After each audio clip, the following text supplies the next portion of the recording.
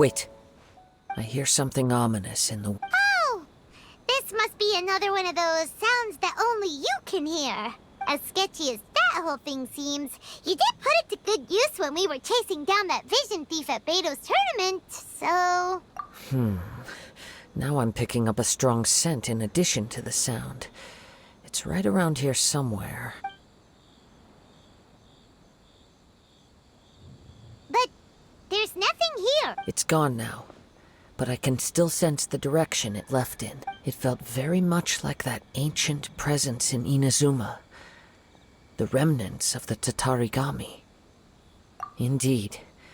But this unexpected spring of inauspicious energy may prove to be of benefit to our investigation. We should remain vigilant and approach slowly.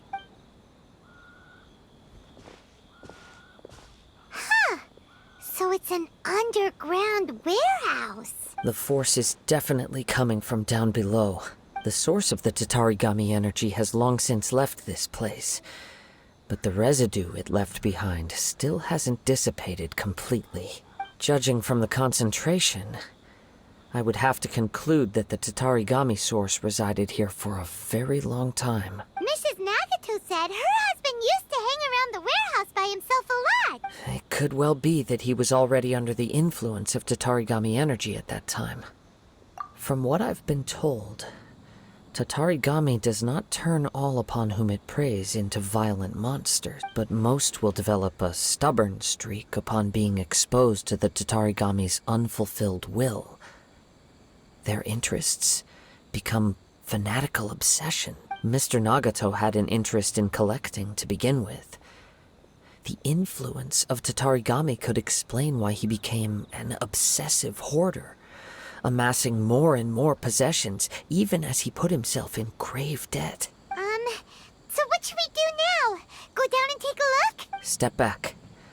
I'll open the door and take a look inside. If we don't open this door, we can move no closer to the truth. You needn't worry. Both of us have faced far greater dangers than this. Relatively speaking, the risk here is trivial.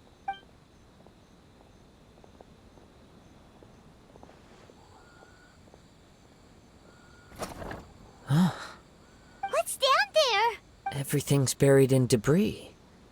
I can't see anything. It looks like the fire caused a cave-in, reducing the entire warehouse to rubble. That was too scary! Paimon was so sure that the warehouse boogeyman was about to jump out at us! All we can do now is keep searching in the direction that the Tatarigami energy source left this place. Two ordinary humans, entangled with the Tatarigami. I fear much misfortune has already befallen them. Yes, let's go. If nothing else, it's vital that we find out where this Tatarigami... Quiet your mind and focus on what you sense around you.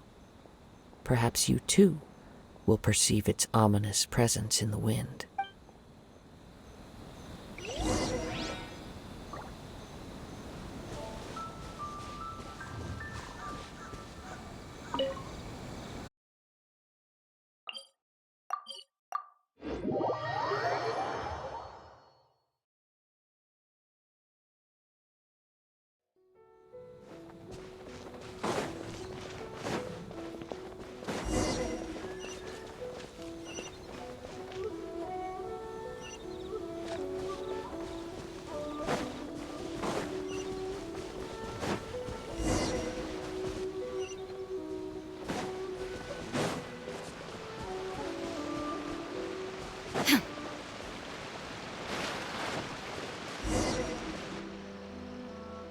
From this point, the trail appears to split into two. The main source of the Tatarigami energy continued on into the distance, but a small portion remained here, and seems to be dissipating slowly. Quite possibly. Let's search the area.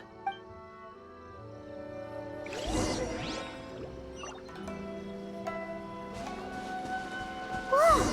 Look at all those hilly churls! They're acting really strangely. Something seems to be drawing their attention. Let's take a closer look.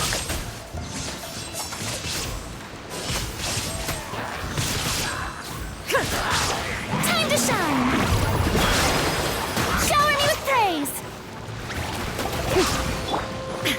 Illusion shattered!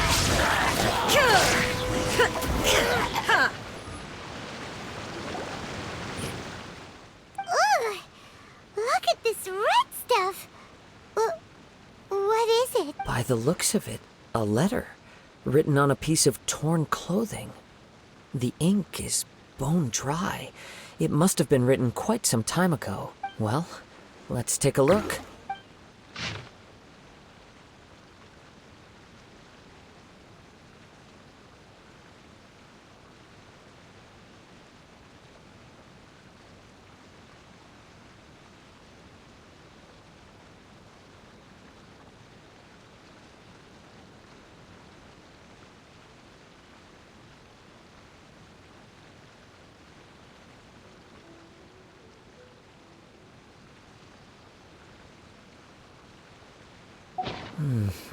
According to this letter, a conflict arose because Amenoma Yuya wanted to seize a blade belonging to Mr. Nagato. Yuya started the fire that destroyed the warehouse and wounded Mr. Nagato in the fight. Mr. Nagato kept chase as long as he could, eventually stopping here to write this letter when his strength gave out. So, where is he? He was not only mortally wounded, but also under the heavy influence of Tatarigami. Add to that the fact that its aura seems to have attracted a horde of monsters, and I'm afraid he may no longer be with us. Whatever traces there may have been of his fate beyond after this point, they've since been disturbed by the hilly churls. There's nothing more for us to find here. Yes. Right now, we need to uncover some more important truths. If Amenoma Yuya is attacking other people indiscriminately, then the longer we take to find him, the more people risk meeting the same tragic end. Right! So let's get moving!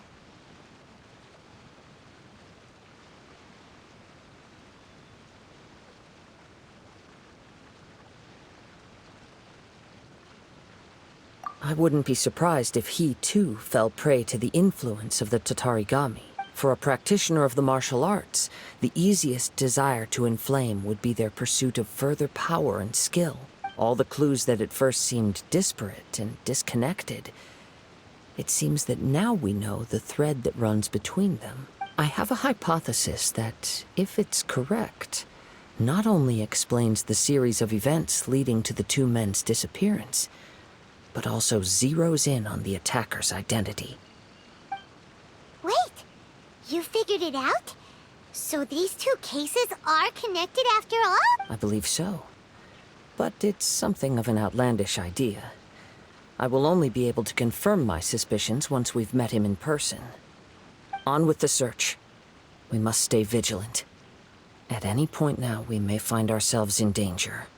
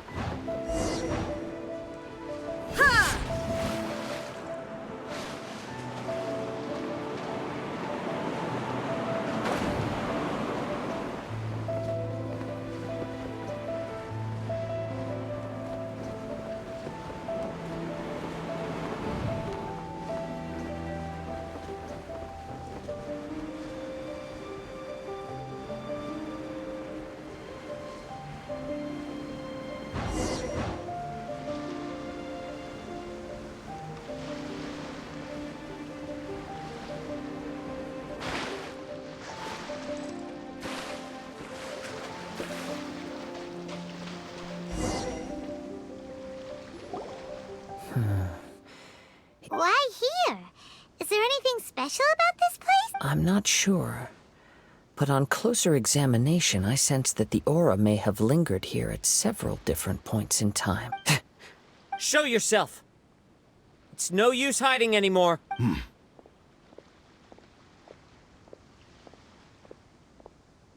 Kaedehara Kazuha. It's you, at last. Aha! So it is the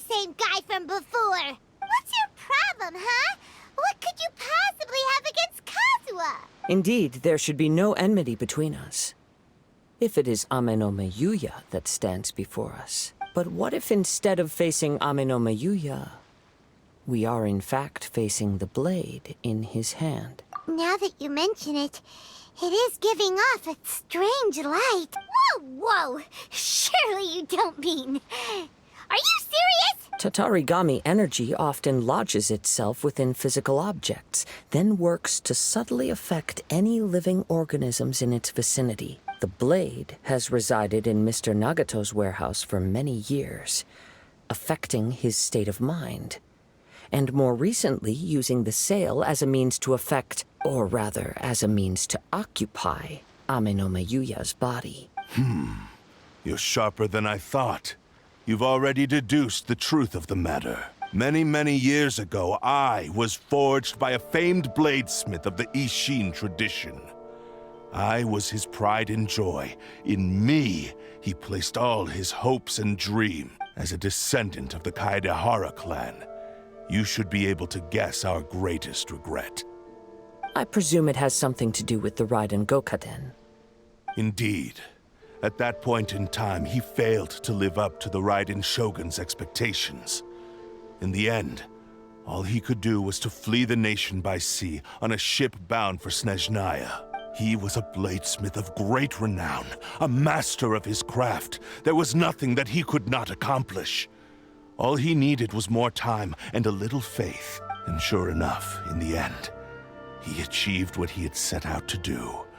All of his life's work, his wisdom, his skill, it culminated in his creation of me. He not only bestowed upon me the greatest of strength, but also endowed me with a consciousness of my own. In her conceit, the Raiden Shogun lost not only the single most perfect blade in the entire world, but also an irreplaceable achievement in the art of blade forging. So... swords can become conscious and control people? The people of the time in which I was born never believed I had that kind of power. They saw me as a mere blade, a sharp and well-crafted one, but in all other respects an ordinary weapon. But that gave me the opportunity to take action. After the death of my creator, I decided to leave Snezhnaya and began my long quest to return to the distant land of Inazuma.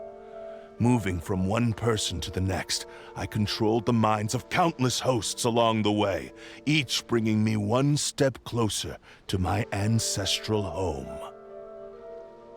I seek but one thing: to face the full force of the Raiden Shogun's blade and prove my power. The might of Ishin art!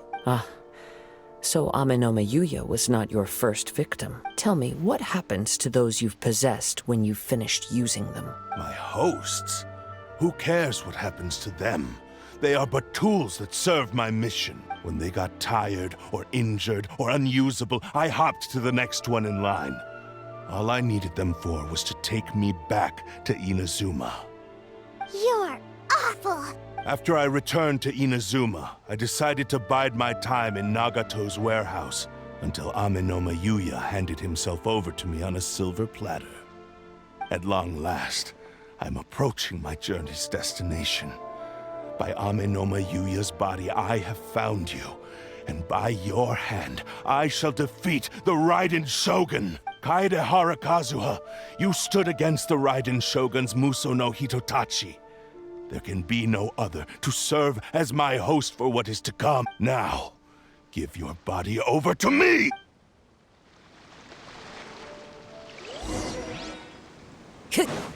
Wind Strider! This is order. Gather! Shine down! Torn to oblivion!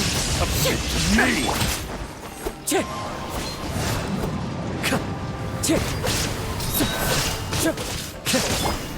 Strike a pose!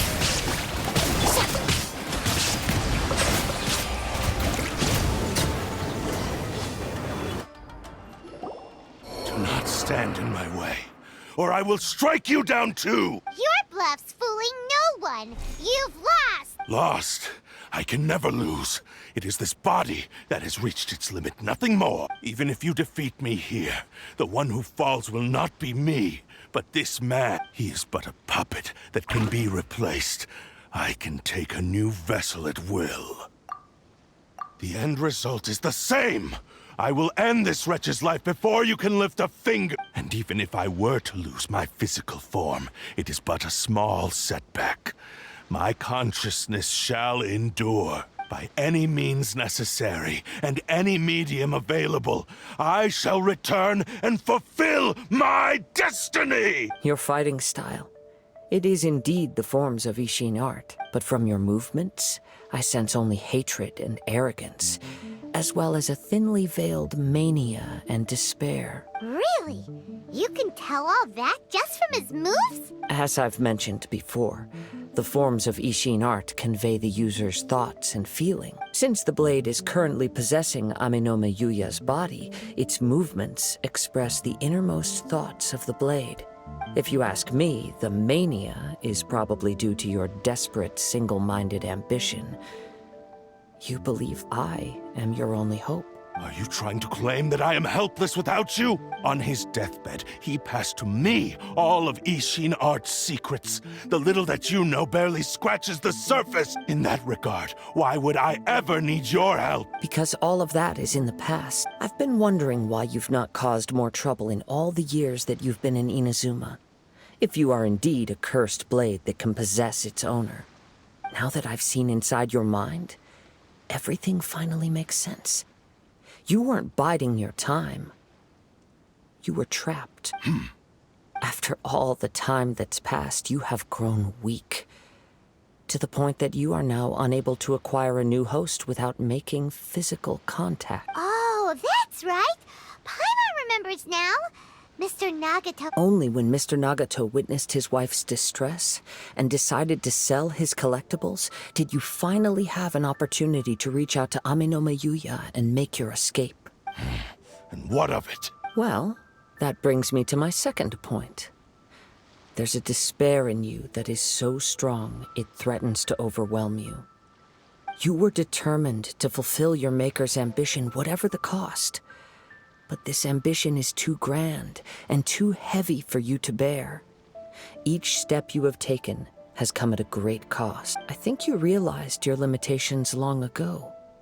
The more you clenched your teeth and pressed forward, the greater your fear of losing everything you had achieved grew, and the more you wished to run from the truth. But the way I see it, what began as an ambition has long since become a delusional fantasy. What would you know about any of this? I'm just one step away from achieving my goal. You returned to Inazuma to prove the unparalleled brilliance of Ishin art. But to make this arduous journey, you committed countless atrocities and showed a blatant disregard for human life, even if you were to sever that divine light. Is this truly the outcome that your maker would have desired? Sure, you inherited the secrets of Ishin art. But even as you made your journey to honor this legacy, you treated the ones who wielded you as mere tools to do your bidding. How could you possibly unleash the full potential of Ishin art when you act in perfect discordance with the principle of harmony between a blade and its bearer? Silence, you blabbering fool! I must achieve my goal. This was his life's dream, and the very purpose for which I was brought into being. I will concede that you are most perceptive. You see my predicament clearly. But you also underestimate my resolve. And you should face reality. Easy for you to say. Facing reality offers me nothing. I have no need of anything that would stand in my way. Not hesitation, not self-reflection, and certainly not your so-called reality.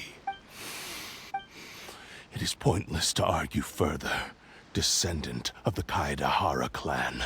If you wish to save this man, then offer me your body in exchange. How stubbornly you stick to your wayward path. I do not believe for a second that you can challenge the almighty Shogun in your current state. So let us make a bet. and I will put your strength to the test. What?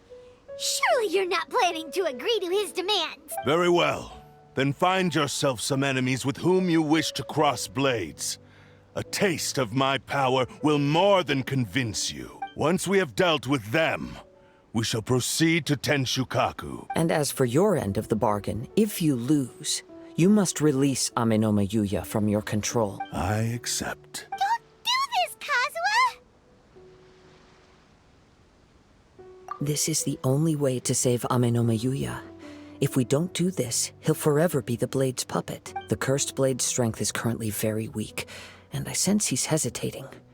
This suggests his heart is still not completely devoid of honor. The power of the Tatarigami lies in intensifying existing obsessions. This is the reason Mr. Nagato and Amenoma Yuya fell prey to it.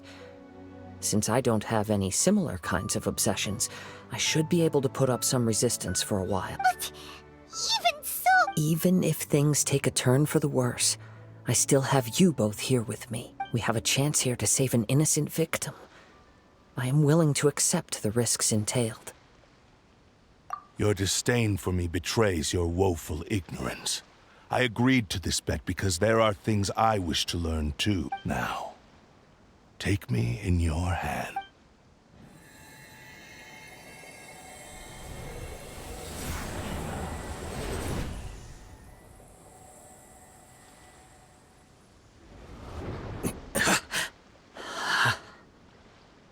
Kazuha?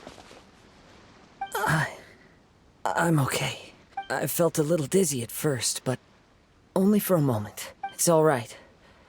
So far, this was as I expected. I will. Thank you. What should we do next? Have you got a plan, Kazuha? We find some enemies. Although this blade has endured much turmoil, it probably hasn't experienced many real fights. If a blade built for Ishin art cannot enter a state of harmony between blade and bearer, it cannot unleash its true power. If he wants to avoid reality, then we need to fight until he has no choice but to face it.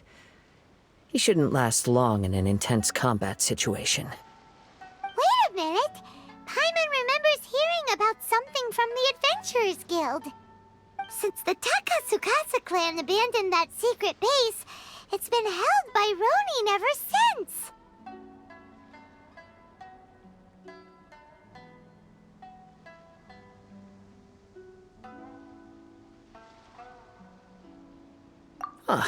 All right. Please lead the way. What about Amenoma Yuya? What should we do with him? The blade says he'll let Amenoma Yuya trail us silently. Although he hasn't regained his own consciousness yet, he is not in any immediate danger. Are we sure this is a good idea? It's a pretty treacherous journey. Okay, fine. Just be careful.